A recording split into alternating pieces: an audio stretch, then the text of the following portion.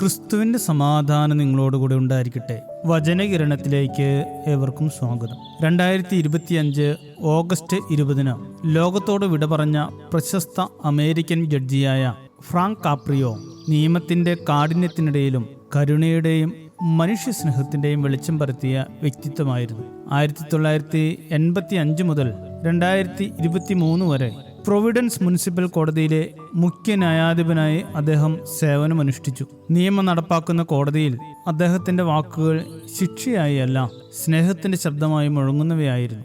ലോകമെമ്പാടുമുള്ള ദശലക്ഷക്കണക്കിന് ആളുകൾ അദ്ദേഹത്തെ കോർട്ട് ഇൻ പ്രൊവിഡൻസ് എന്ന പരിപാടിയിലൂടെ പരിചയപ്പെട്ടു. കോടതിയിൽ അദ്ദേഹത്തിന്റെ സമീപനം എല്ലായ്പ്പോഴും പ്രത്യേകത നിറഞ്ഞതായിരുന്നു. നിയമവും ദയവും ഒരുമിച്ച് ചേർന്നൊരു നീതിയായിരുന്നു അത്. ഒരു ദിവസം അമിത വേഗത്തിൽ കാർ ഓടിച്ചതിന്റെ പേരിൽ ഒരു 95 വയസ്സുള്ള വൃദ്ധനെ അദ്ദേഹത്തിന്റെ മുമ്പിൽ ഹാജരാക്കി. കാപ്രിയോ ചോദിച്ചു, എന്തുകൊണ്ടാണ് ഇത്ര വേഗത്തിൽ കാർ ഓടിച്ചത്? വൃദ്ധൻ മറുപടി പറഞ്ഞു, എന്റെ മകൻ ക്യാൻസർ രോഗിയാണ്, 63 വയസ്സുണ്ട്, ആശുപത്രിയിൽ എത്തിക്കേണ്ടതുണ്ടായിരുന്നു, എല്ലാ 2 ആഴ്ചയിലും ഇങ്ങനെ കൊണ്ടുപോകാറുണ്ട്. കാപ്രിയോ ആ വാക്കുകൾ കേട്ട് ഒരു നിമിഷം മൗനമായി. തുടർന്ന് പുഞ്ചിരിച്ച് പറഞ്ഞു, നിങ്ങൾ നല്ല മനുഷ്യനാണ്, നിങ്ങൾ വലിയ മനുഷ്യനാണ്. അദ്ദേഹം ആ കേസ് അവിടെ തന്നെ ഡിസ്മിസ് ചെയ്തു. ഒരു നിയമവിധി മാത്രമായിരുന്നില്ല അത് മനുഷ്യത്വത്തിന്റെ വിധിയായിരുന്നു. കാപ്രിയോയുടെ കരുണയുടെയും സ്നേഹത്തിന്റെയും പാത അദ്ദേഹത്തിന്റെ പിതാവായ അന്റോണിയോ കാപ്രിയോയുടെ ഉപദേശങ്ങളിൽ നിന്ന് ലഭിച്ചതാണ്. ഇറ്റലിയിൽ നിന്നുള്ള സാധാരണ പാൽക്കാരനായിരുന്ന പിതാവ് മക്കളോട് പറയുമായിരുന്നു, പാവപ്പെട്ടവരിൽ നിന്ന് പണം ഈടാക്കരുത്, അവരോട് കരുണ കാണിക്കണം. ഫ്രാങ്ക് കാപ്രിയോ അത് ജീവിതം മുഴുവൻ പാലിച്ചു. അഭിഭാഷകനായിരിക്കുമ്പോൾ പാവപ്പെട്ട കുടുംബങ്ങളിൽ നിന്ന് ഒരിക്കലും ഫീസ് ഈടാക്കാത്തവനായിരുന്നു അദ്ദേഹം. നിയമം മനുഷ്യർക്കായാണ്, മനുഷ്യർ നിയമത്തിനല്ല എന്ന ക്രിസ്തുവിന്റെ വ്യാഖ്യാനത്തെ കാപ്രിയോയിൽ നമുക്ക് കണ്ടെത്താൻ കഴിയും. മനുഷ്യ, നല്ലതെന്തെന്ന് അവിടുന്ന് നിനക്ക് കാണിച്ചു തന്നിട്ടുണ്ട്. നീതി പ്രവർത്തിക്കുക, കരുണ കാണിക്കുക, നിന്റെ ദൈവത്തിന്റെ സന്നിധിയിൽ വിനീതനായി ചരിക്കുക.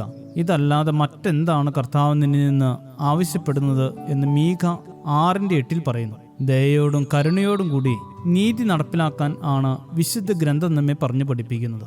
ചില കാര്യങ്ങളിൽ നീതി നടപ്പിലാക്കി കിട്ടാൻ നമുക്ക് വലിയ ഉത്സാഹമാണ്, കാരണം തോൽപ്പിക്കപ്പെടുന്നത് ശത്രുവാണല്ലോ. പക്ഷേ ദയയും കരുണയും നിറയുന്ന നീതിയെക്കുറിച്ചാണ് ക്രിസ്തു പറയുന്നത്. ചില സമയത്തൊക്കെ അല്പം ദയയും കരുണയും ഒക്കെ കാണിക്കാൻ പഠിക്കേണ്ടിയിരിക്കുന്നു.